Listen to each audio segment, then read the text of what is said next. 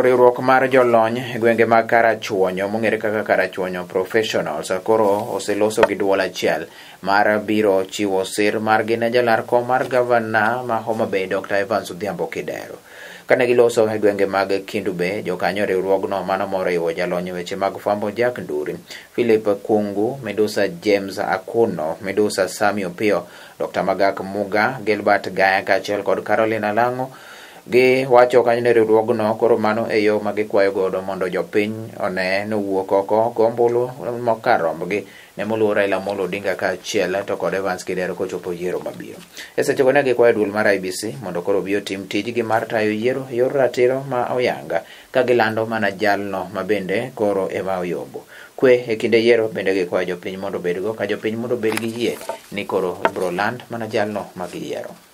Adwa wacho ni kaka jo Homa Bay County to kendo moloyo kaka professionals ma Karachuonyo en gima waseng'ado ni mokwongo wadhi go kura ni moluor Raila Amolo Odinga, kendo wadhi go kura ne Dr. Evans Kidero kaka governor mar ariyo mar Homa Bay County. En gima waseng'ado, wasewinjore kendo wadhi timo mondo mi walok Homa Bay.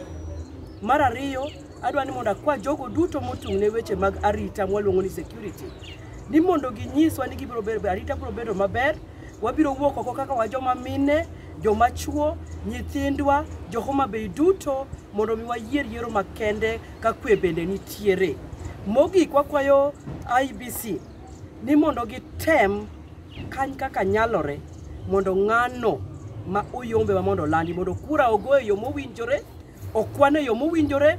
Wacho kamae gi dholuo ne jo Homa Bay mangima ne wan kaka Karachuonyo professionals, just like professionals ma Homa Bay, today wabedo Kindu Bay ka kendo wa decide ne wadhi go kura ne Right Honorable Raila Odinga as the 5th President of Kenya. Kendo wawacho ni wadhi go kura ne His Excellency Governor Dr. Evans Odhiambo Kidero as the 2nd Governor of Homa Bay. And wakwayo jo IEBC ni mondo gikonywa mondo wabed gi election moriere tir, election maonge mibadhi, election mani kod kwe, mondo ng'ano moyombo gadiera mondo mayier kaka jatelo e Kenya to gi Homa Bay. Wakwayo vote jowa duto te ma biro go kura nigi ensure nigi chopo kar go kura, nikech wawinjo weche moko ni samoro koko nyalo bedo onge koko e piny luo ka waonge gi koko.